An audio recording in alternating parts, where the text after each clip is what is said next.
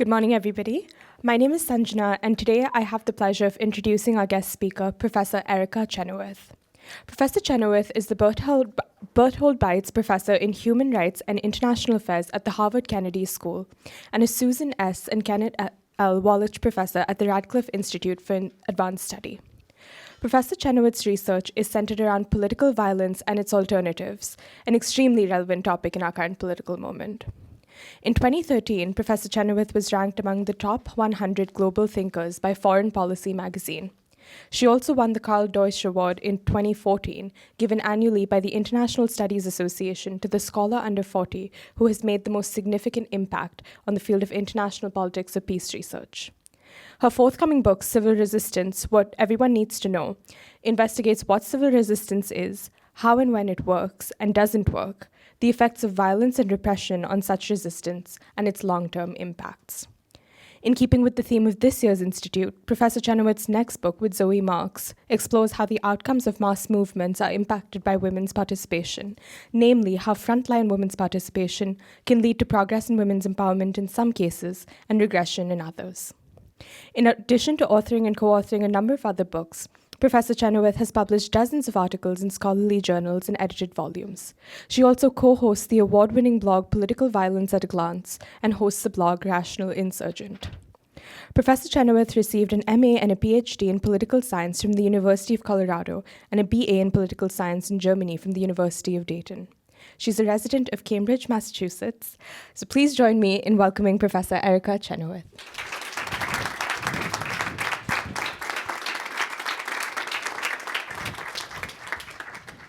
So thanks a lot for having me. There you are, Stacy. Thanks for inviting me. I really appreciate it. I've never been to Wellesley. This is my first time here, although I used to teach at Wesleyan University, right? So everybody thought that I had been here for years when I taught there, so go figure.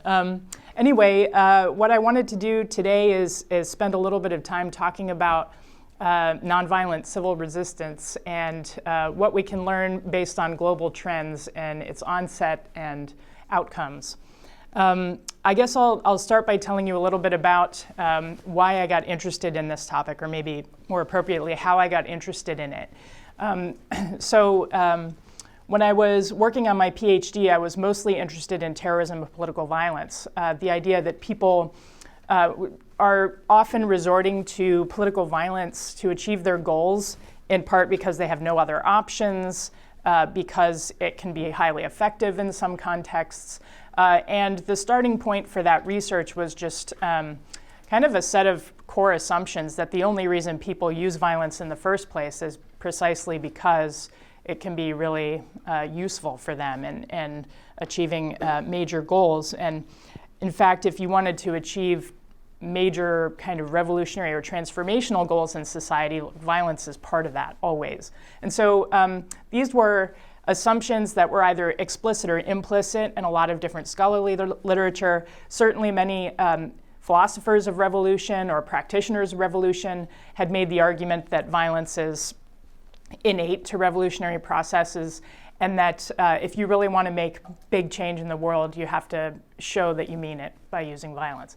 So that was basically the intellectual framework that I had when I was sort of, I think, accidentally invited to a workshop on nonviolence that was being put on by a group called the International Center on Nonviolent Conflict, which is still an educational foundation in DC, and they focus on research and theory and practice of nonviolent action, just kind of studying it and then helping others get access to current knowledge about it.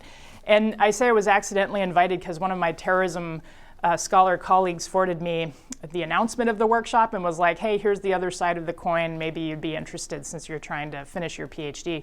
And so I just applied to the workshop, and they sent free books and said there would be free food at the workshop. So I was still quite motivated, I should say, by promises of free food and free books.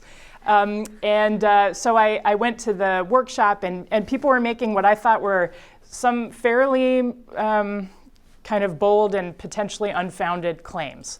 Like nonviolent resistance can be as effective or even more effective than armed struggle in achieving revolutionary outcomes. That nonviolent resistance works as well or even better than armed insurgency when you're fighting a truly brutal opponent that is willing to crack down violently against civilians. And I didn't know that there was really any systematic evidence to support these claims. I mean, there were certainly some very impressive cases that people were relying on, like in the Philippines People Power movement or the Serbian anti-Milosevic movement, otherwise known as the Bulldozer Revolution. But I could also think of lots of examples where nonviolent action had failed, like in Tiananmen Square and other places. And I could also think of myriad examples where violent insurgencies had actually won. So like Russian Revolution, the Algerian Revolution, et cetera. And so, that kind of precipitated a series of conversations between me and some of the other participants. One participant in particular, a woman named Maria Stefan, and I kind of sat down and had an argument one night about it. And I said, well, what somebody should do is count, like really just like start putting together a database of like all of the mass nonviolent movements and all of the armed movements which already exist, because scholars collect data on things that explode. I mean, that we have good data on this back to like the 11th century, but we didn't have any data at all on people organizing mass nonviolent collective civil disobedience, non-cooperation, et cetera.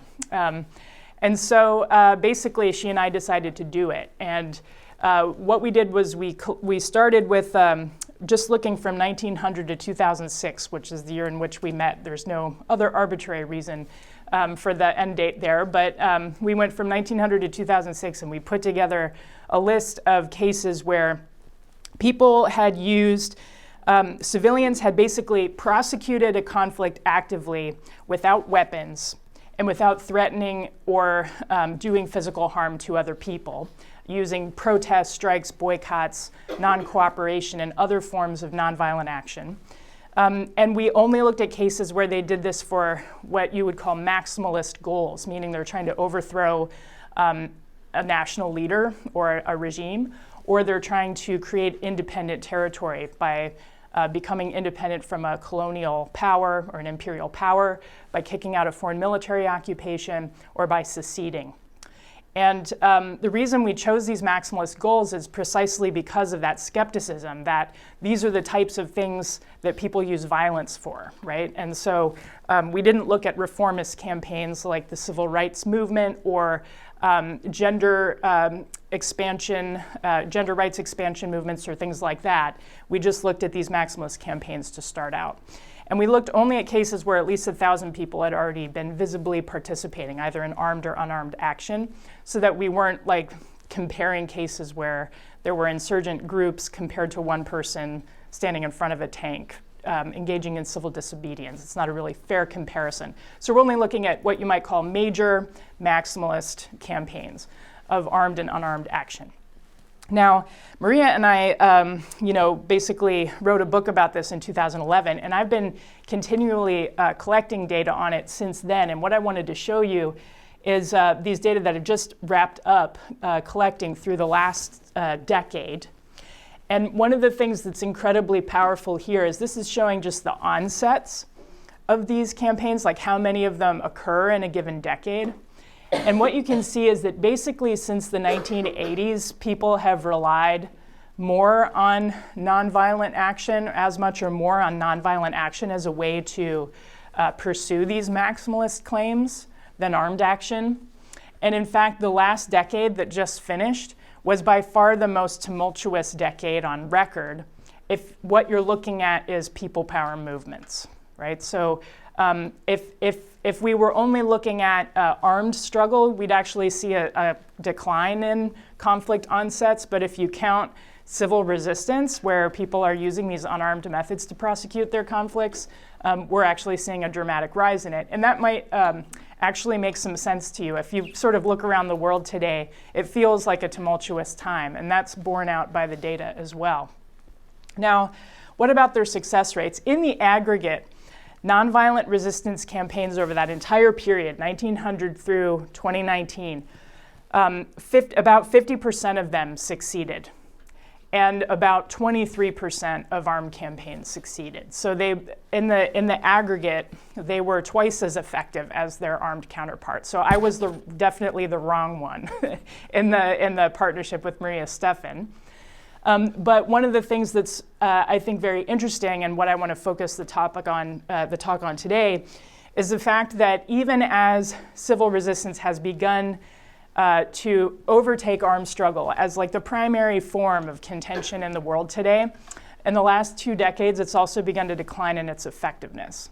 So more people are now using it, but also just as that's happening, it's started to decline in its absolute effectiveness rates. So one of the things I want to caveat really quickly is that this is not to say that armed struggle is now more effective than nonviolent struggle. As you can see, actually, armed conflicts have actually declined in their effectiveness as well during the same period, meaning like all kinds of resistance are becoming less effective.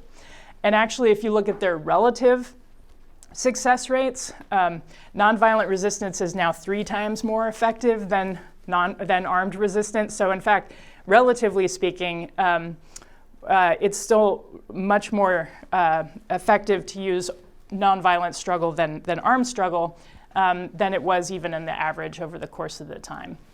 So the puzzle that I want to sort of organize the rest of the talk about is the question of why is nonviolent resistance increasing in its frequency but also declining in its success in the last decade.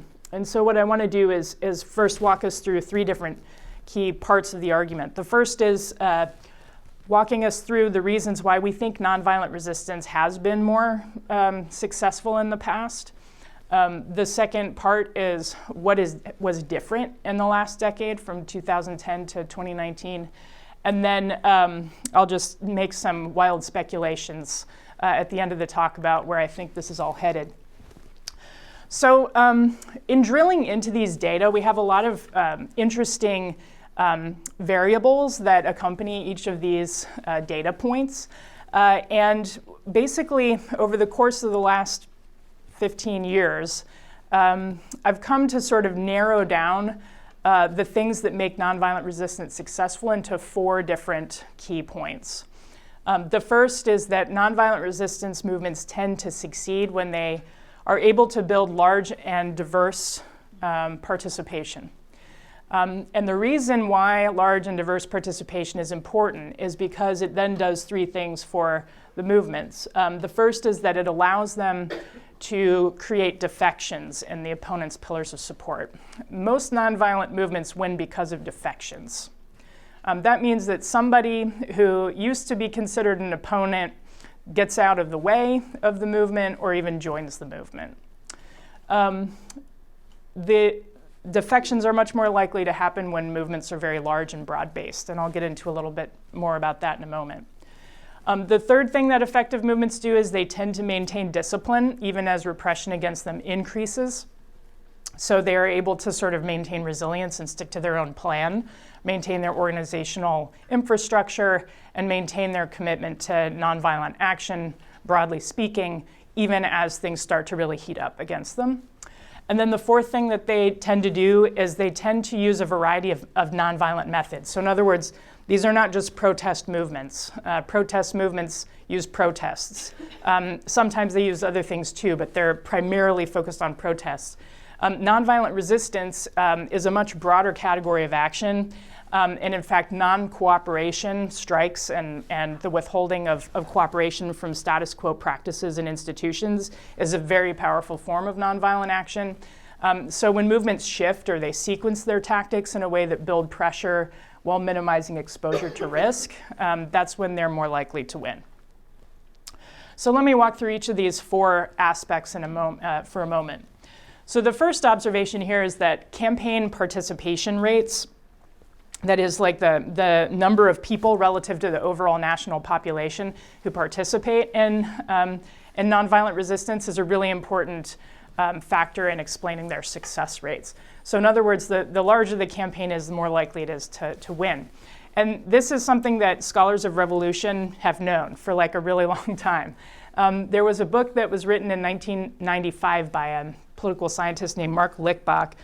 And he argued that there was something called the 5% rule, which is that usually in a revolutionary context, only 5% of the population is probably going to participate in a movement. Like, you can't really get that more people to show up for a collective action than that because of free riding and other things. But he also argued that you probably don't need more than 5% of a population to rise up for a government to fall. In fact, 5% of a population is a huge number. In the US, this would be like 13.5 million people rising up. So it's big. Now, that was a speculation. He didn't have any data to back that up. And when we look at our data, it actually turns out the number was smaller. It was 3.5% of the population. So once 3.5% of a national population rose up against any of these governments, none of these campaigns failed. So that's a pretty modest but impressive figure. Not very many campaigns got to that critical mass threshold. Many of them succeeded with fewer of the population, but this is just to say the more people who participate, the more likely the campaign is to succeed. More recently, I've done some work with a political scientist named Margarita Belgioso, where we've tried to look more at the way that the building of pressure can affect these outcomes. And what we did was we used the concept of momentum, which in linear physics is simply mass times velocity. So mass being the number of people participating in collective action on any given day, and velocity meaning the number of events that took place in the previous 7 days. So we tried to use those sort of as proxies. And it turns out that it's like a really powerful predictor of government overthrow, essentially, on any given day. So as people build momentum and this mass, through mass of the national population and sort of concentrate their efforts in a week, meaning they're having many, many different protest or strike or social conflict actions in the previous week, they're much more likely to succeed on that exact day. So this is a very interesting but intuitive way that movements can sort of track their momentum in real time and have an indicator of whether they're kind of increasing their pressure or decreasing their pressure. Now, as was mentioned during the intro, I have some ongoing work about like how important it is to have this sort of inclusive participation, because you can imagine a movement that was basically totally homogenous or excluding of certain people in the population as not actually having the same political power as a movement that was inclusive and broad-based. And a lot of scholars have argued that diversity of participation is really important in a lot of these movements because it gives them access points and leverage to different sources of power in the society. So Zoe Marks and I have been doing research on the extent of women's participation in particular, or women identified activists on the front lines. So not doing support roles, which is what a lot of people think of in the literature around women's participation, but women's frontline participation, meaning they're either armed combatants on the front lines fighting alongside men, or they are basically women out front organizing and facing off security forces in the context of mass demonstrations. And we found that basically the higher the degree or extent of women's participation, the more likely the movements are to succeed. I'll also preview some of the other findings about the aftermath of these campaigns. Basically, so the higher rate of women's participation is going to make campaigns more likely to succeed in the end.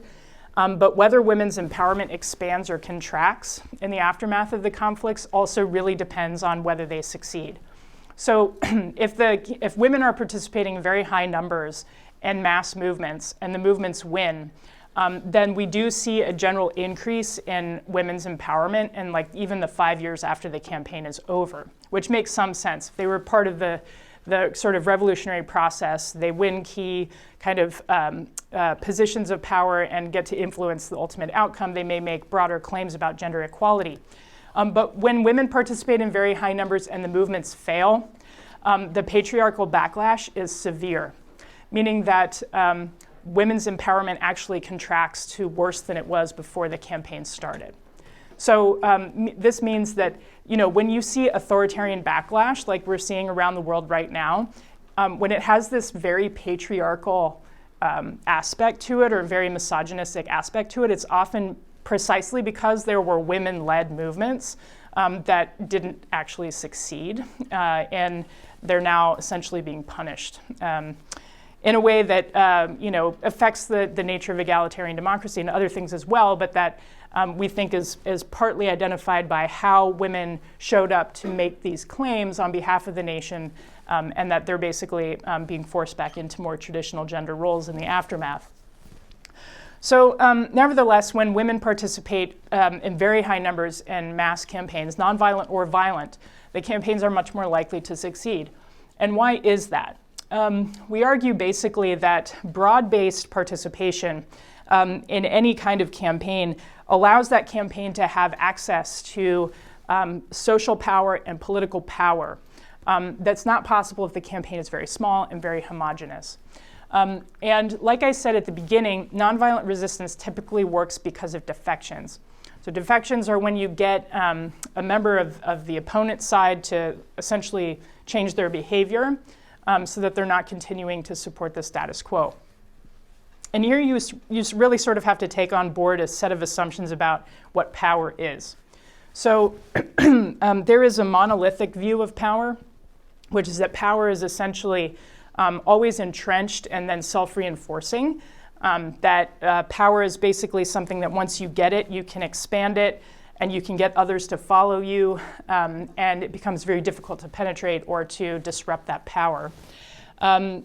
There's another view of power, which is a non-monolithic view, which suggests that any power holder, no matter how tyrannical and dictatorial and discriminatory they are, is 100% reliant on the cooperation of people that reside in different pillars of support. So this is suggesting that power isn't permanent, that the legitimate right to be in power has to be constantly replenished, both to the base of supporters, but also to these critical pillars of support like security forces, economic and business elites, state media, civilian bureaucrats, cultural and religious authorities, and many others that, based on the context, are essentially supporting and maintaining the status quo.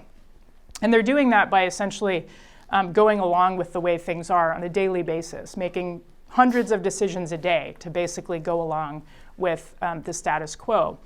And the argument here is that mass nonviolent civil resistance that is targeting those pillars of support and disrupting them and attempting to push them into a different direction can actually really weaken the opponent's hold on power, particularly when there are strong legitimacy claims that disrupt the opponent's legitimacy claims, and that people who reside in these pillars of support can make really key momentary decisions to not go along with things in a way that can have really huge macro consequences. So that sounds very abstract, but let me get a very concrete example.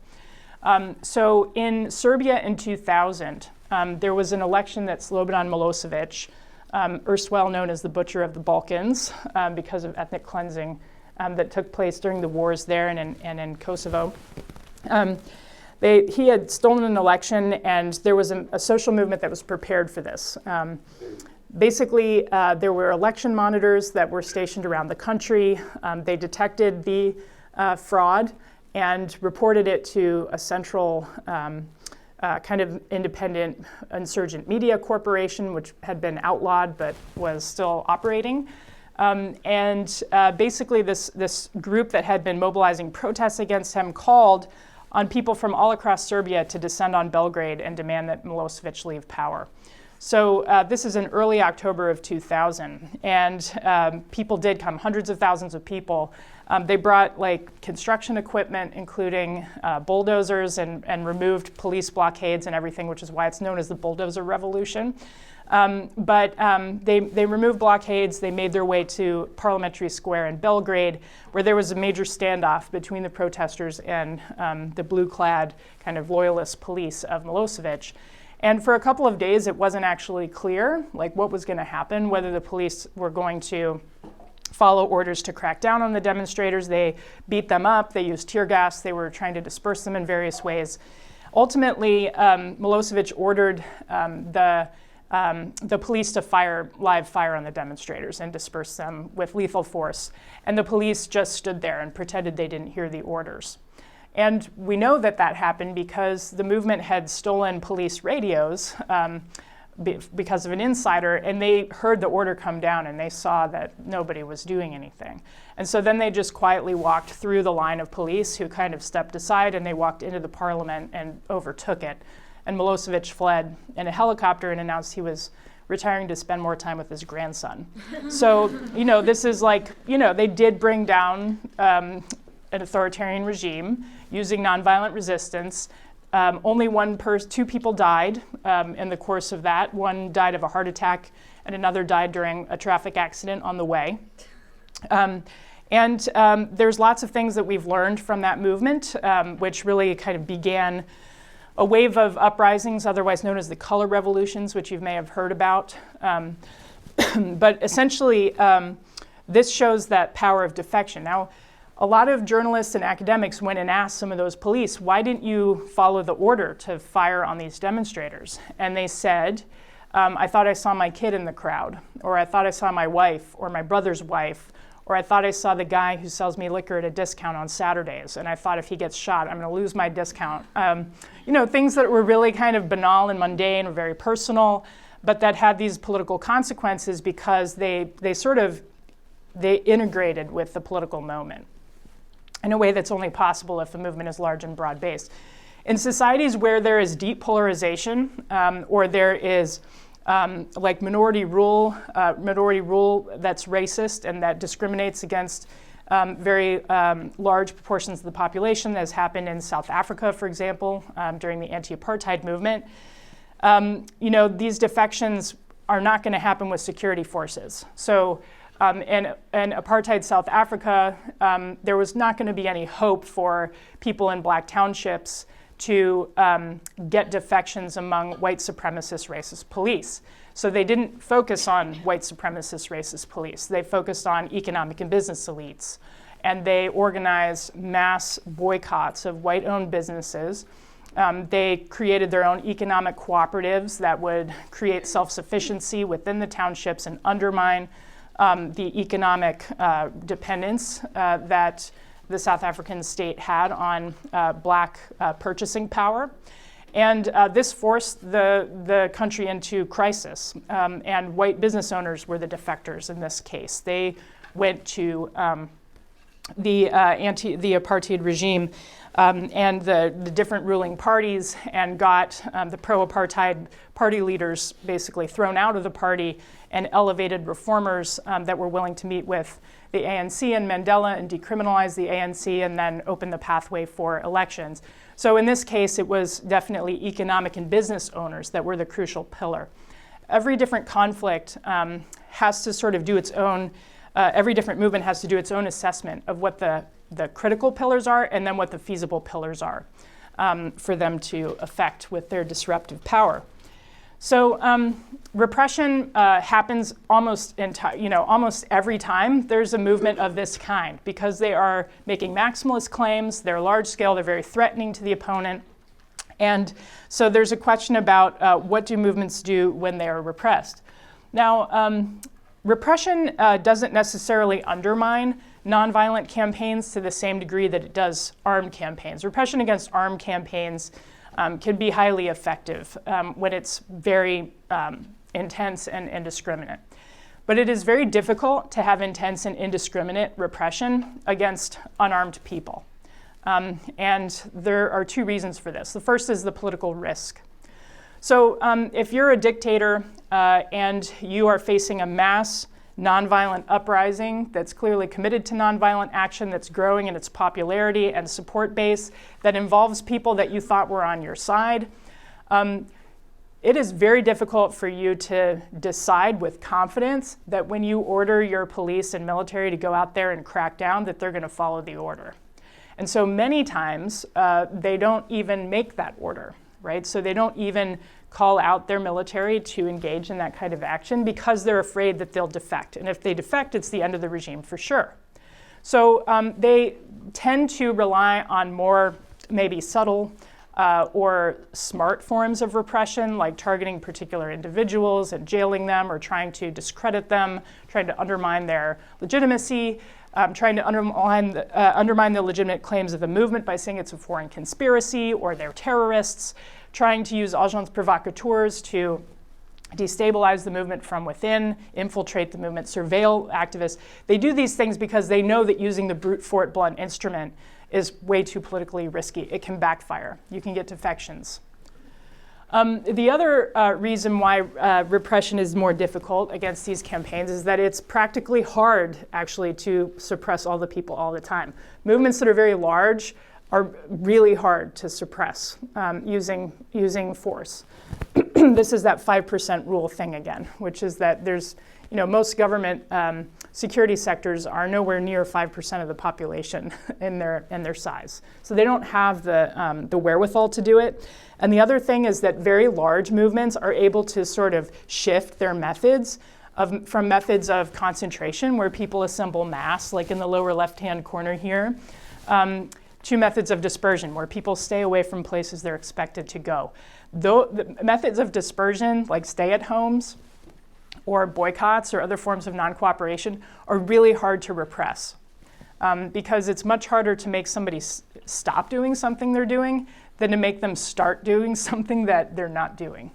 An example of this might come from, say, the Iranian Revolution, where during the sort of pivotal 100 days of the Iranian Revolution back in 1978 and 9, the first 90 or so days were funeral processions, mass demonstrations, and other forms of street action.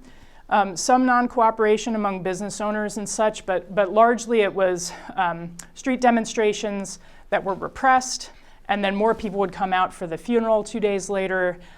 There was a lot of killing that went on.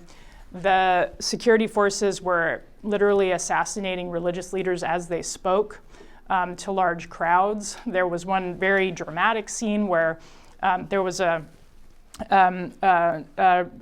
religious leader who was speaking and was shot, and another one got up and took his place and carried on. Very dramatic scenes like this. It's probably one of the largest popular revolutions we've seen in the last 100 years. There were probably 10% of the population of Iran that participated in this revolution against the Shah, who was backed by the United States. So essentially what ultimately happened is it was just becoming too dangerous to continue doing these street demonstrations in the midst of this level of violence and with US backing, right? So what happened is that the movement finally convinced oil workers in the countryside to go on strike, and they paired the strike with a stay-at-home demonstration. So the internal security services knew who the oil workers were, and they went to their homes, put them out on the streets, marched them to the oil fields, and when they got to the oil fields, they worked at half pace. So then the next day, the same thing happened. They stayed at home, security services went to their homes, dragged them to the street, marched them to the oil fields, where they worked at half pace. After about 4 days of this, the security services started to call in sick. Like pretty high numbers of them were calling in sick. And they didn't want to do it. They knew these people. They figured the oil fields aren't pumping. I'm not going to get my overtime that I'm promised. And I don't want to, run into these people in the streets after this event. And so they defected. And then the Shah was overthrown. Now, the Iranian Revolution is tricky because it was nonviolent largely up to the moment of success, and then became a very violent kind of post-revolutionary time, and installed a government that was decidedly sort of anti-liberal in many respects. But the process that built to that moment was largely nonviolent and shows us the power of sequencing tactics in this effective way. So movements have choices when they face repression, from high-risk to low-risk actions. Has anybody heard of the Casserole? Okay, can you tell us what it is? Well, you have like a literal casserole, a pot, and then you like make a lot of noise with it, and it's in Latin America. Yeah. Right now, Chile. That's right. That's where it came from. So in Chile, this came actually during protests against Allende's regime because of food shortages. And so it was very dangerous to be out in the streets protesting, and so people stayed in their homes, and they picked up what they called casserole pots, or what were just sort of soup pots or whatever, and banged on them. And the thing is that if a few 100,000 people do that in a city at the same time, it is deafeningly loud, right? Deafeningly loud. But you can't figure out where the noise is coming from. You can't single out who's doing it and who isn't. You literally can't actually repress that politically and tactically. It's very difficult. So yet it definitely demonstrates that people are still opposed. They have lots of support, and they're resolved to continue making your life difficult. So concentrated methods are the ones where people go to a particular place, right? So concentrated methods like a sit-in or a nonviolent occupation, a march, demonstration, rally, or trying to volunteer for imprisonment to overwhelm the jails. These are probably the highest risk actions. And many of them are high risk, but only symbolic, right? So they don't actually impose direct costs on the opponent, but they make for a very dramatic political cost for a moment. The problem is if movements only rely on these, that they become predictable, kind of ordinary. They don't have the same punch or kind of symbolic power that they did when they started. And so, and they can also really expose a lot of people to risk. So when you see the kind of crackdowns that cost many lives in a single shot, they're usually these high-risk acts of commission. There are also concentrated methods of omission. This is like a go slow demonstration. So where people are on the move, which is a little more difficult, but it's also not doing something you're expected to do, which is continue. Silent demonstrations and marches can be very powerful because they demonstrate a level of discipline in a movement that can be very threatening to opponents that are trying to make the movement chaotic. Then there are these dispersed methods. These are the ones where people are essentially being safe. There are these cats in the lower left-hand thing. This is not just because I thought it would be good to include cats in the presentation at some point, which might also be a totally legitimate thing, but actually these cats they are street cats in Rabat, Morocco. And the reason I put them there is because there is an independence movement in Western Sahara. Has anyone heard of it? The Western Saharan Independence Movement, which is now claimed and occupied by Morocco. And it is illegal to organize on behalf of Sahrawi independence at this point. It is illegal to fly the colors of the Sahrawi national movement at this point. It is a very restrictive expression environment. And so these activists decided that they were going to announce that they were going to violate the law against flying the flag, and they were going to fly the flag on a given day. And so what they did was they rounded up a lot of stray cats and tied the flags onto the cats' tails, and then made a Facebook page and made it look like this was going to be a big deal with a bunch of activists showing up, committing civil disobedience. So the riot troops came with their stormtrooper outfits, and then these cats were released, right? Not a single person was in view, but these cats were running up and down the alleyways, and the stormtroopers are just chasing them, and they're up and down the alleyways.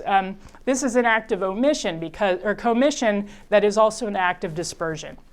You're doing something that they're trying to stop, but you're not exposing yourself at all to risk, right?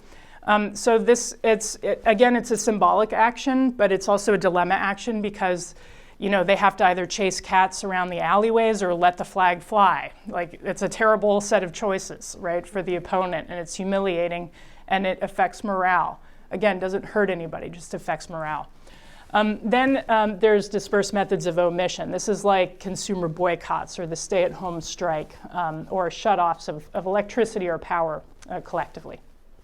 Okay, so the last thing that successful campaigns do, as I mentioned, is that they tend to stick to their plan and maintain nonviolent discipline even when repression increases against them. So what you see here is just an aggregate breakdown of the success rates of nonviolent campaigns that maintain nonviolent discipline throughout, nonviolent campaigns that develop a violent flank, which means that they start to accept or embrace a certain degree of street fighting or kind of armed confrontation at times among a tiny sector of the movement, or they coexist with an armed group that's claiming that it's acting on behalf of the movement, like happened in South Africa, for example.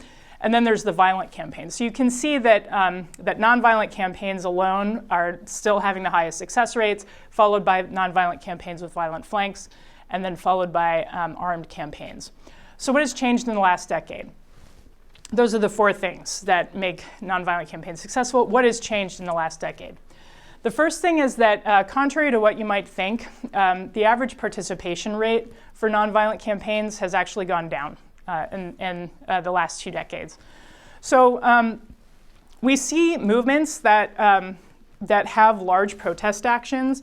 I would argue that the social media environment has made it easier for people to organize large-scale peak events on fairly short notice. Like if we decided we were going to organize an event for tomorrow, and we put our heads to it and we dedicated all our resources for the rest of today to setting up a social media presence for this event and calling on people to turn out, we could probably, I'm not exaggerating, we could get like 50,000 people to turn out in Boston, probably. I bet we could do it together.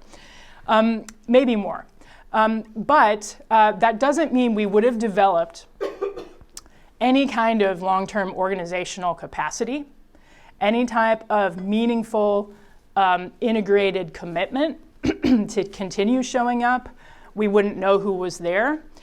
We wouldn't have time to inform people about the claims, the history of the conflict, why their participation is so necessary, why we can't go back.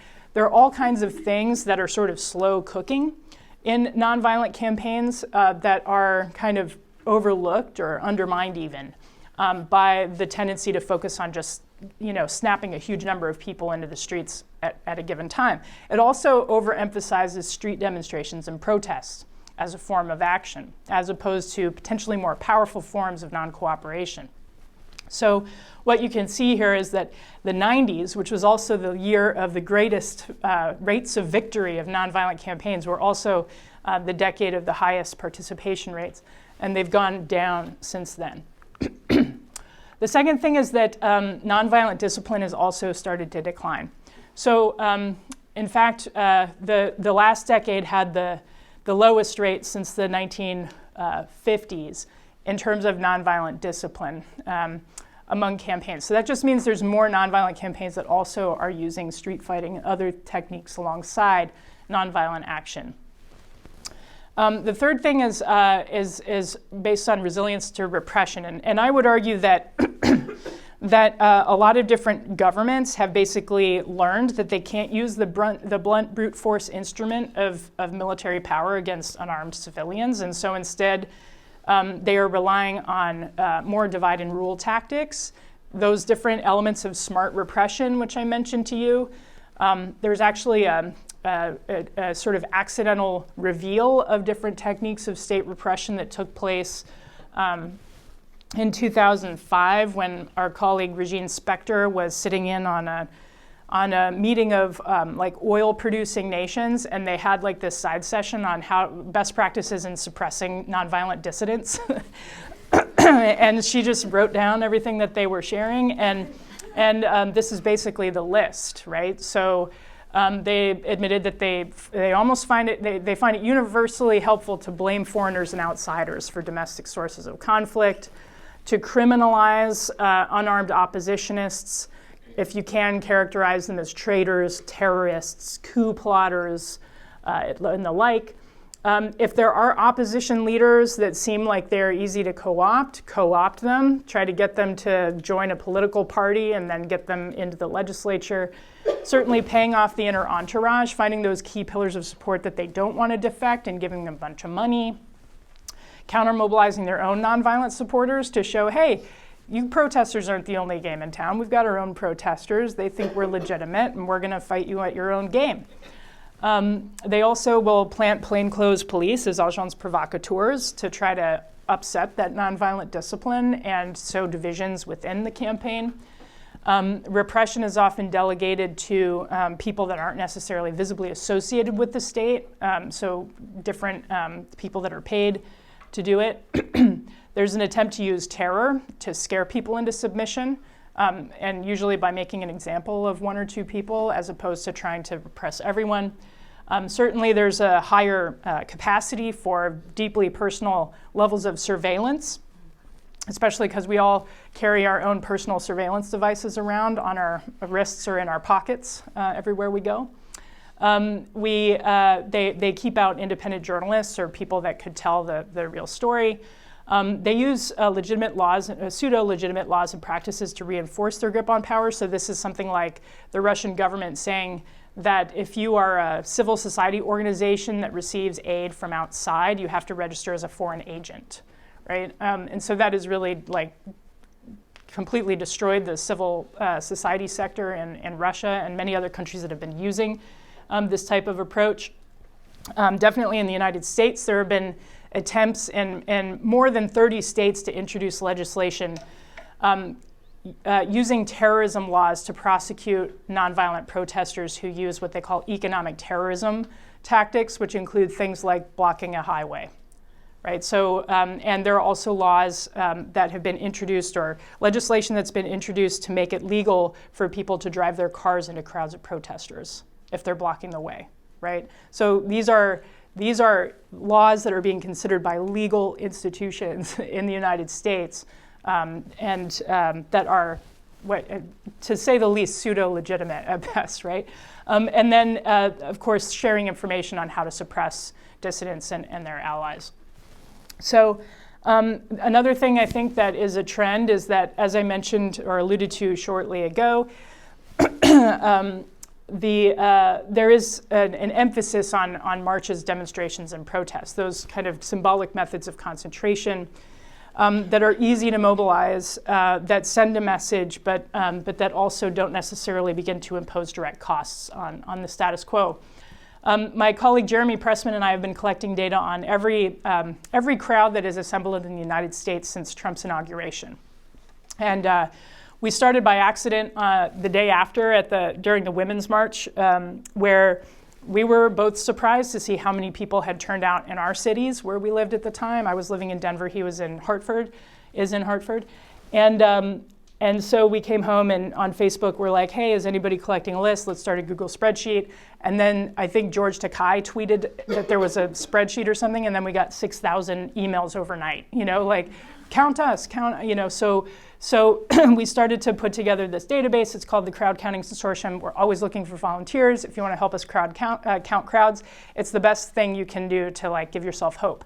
But I would say, that one of the things that comes out from this practice is just seeing how much there is an emphasis on protests and marches and demonstrations when people talk about building political power and organizing, et cetera. This is not universal in the United States, certainly, but the major moments of dissent in the United States are almost always organized around a march or a demonstration, not a strike or something like that. I will say, though, that the Enough Walkouts for gun control was a really important moment in the United States. And part of the reason is because it was the largest single-day demonstration if you count the number of sites of demonstration as the metric. The Women's March in 2017 was the largest single-day demonstration by the number of protesters. So there were well over 4.2 million protesters, probably more like 6 million protesters, which is about 1.8% of the US population. We've never had something that big on a single given day. But the Enough Walkouts had 4,400 sites of walkouts individually on a single day. These were, the walkouts for gun control. Maybe some of you participated in the walkouts.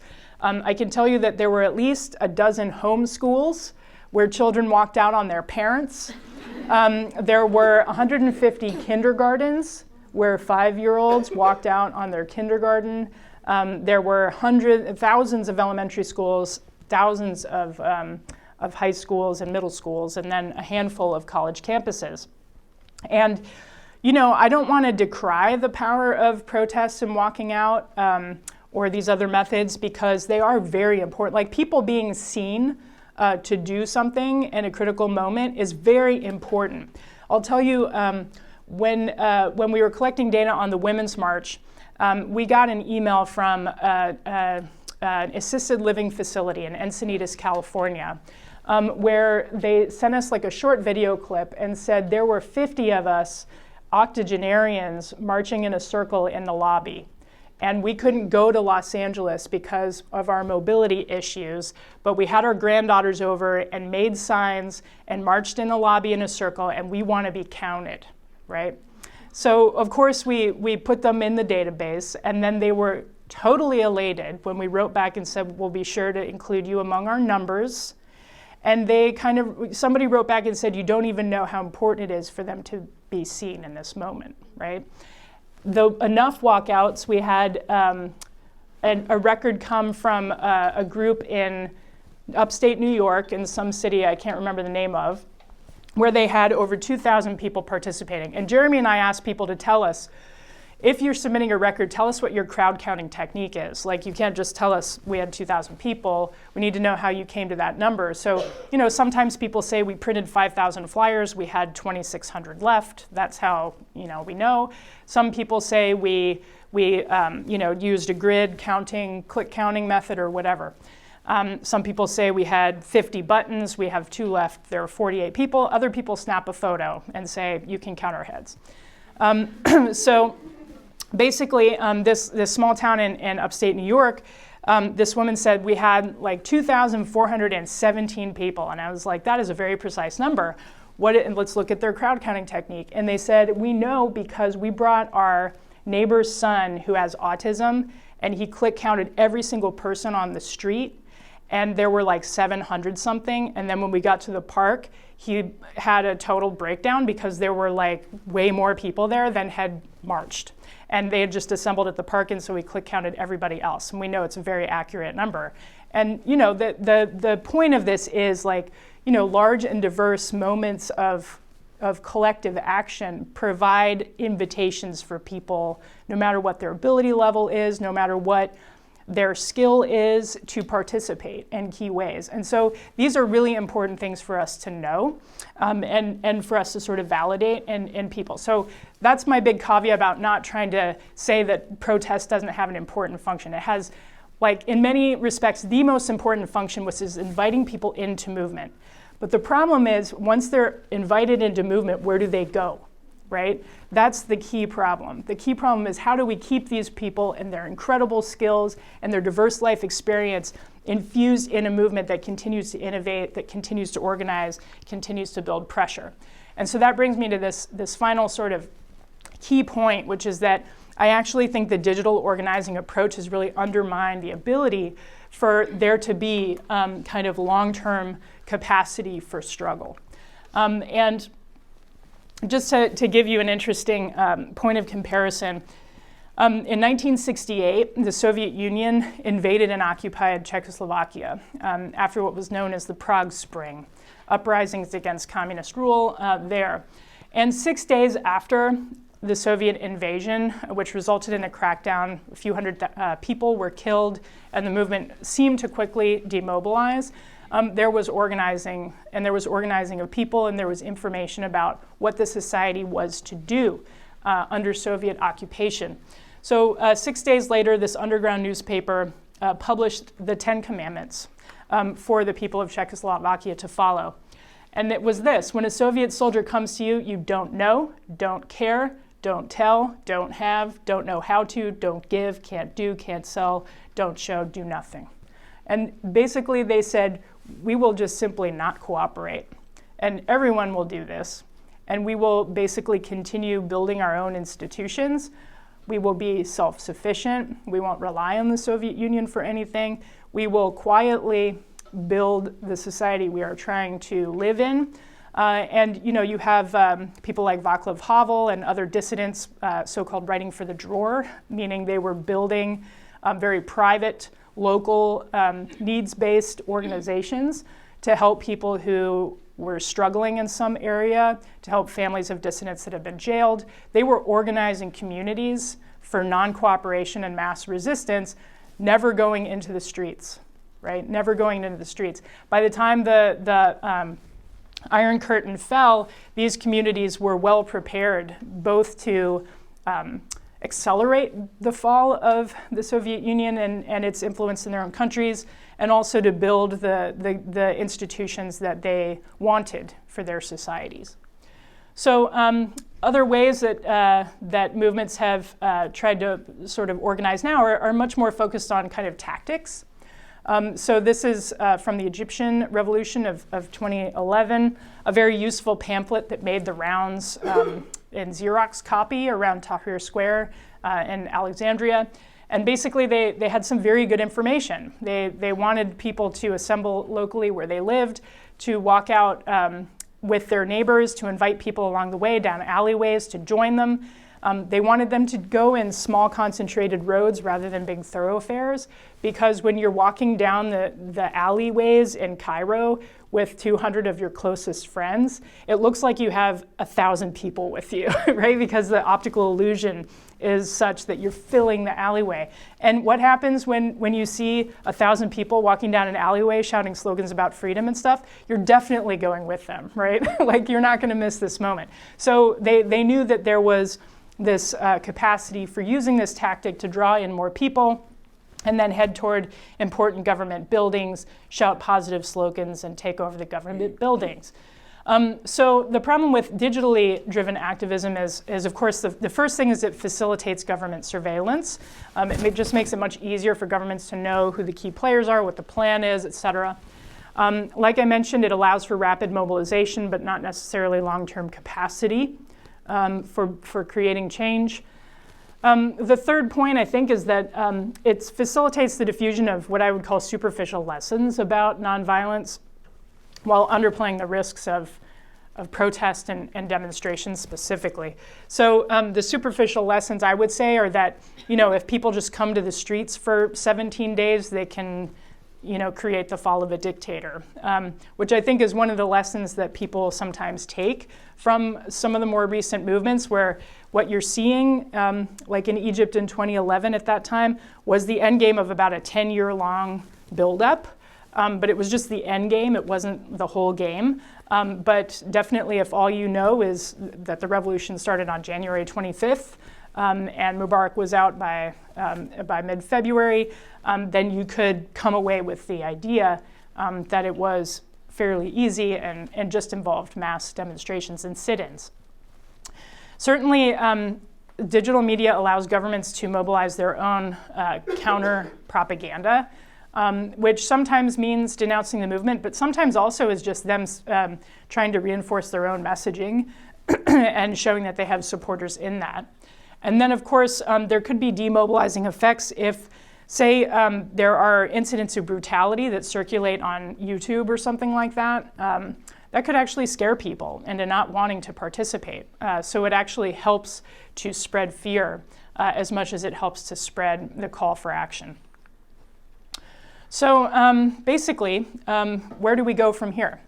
Well, I think that in looking at the trends in the last decade, we should have some hope, because I don't think the drivers of success have changed. I just think the movements have not necessarily had the ability to realize the drivers of success to their full extent. And so if we return to these main lessons, that these campaigns need large, diverse participation, that the purpose of the participation is to create defections, to innovate new tactics that allow the movement to shift methods when needed, and maintain discipline, that movements are more likely to continue to succeed.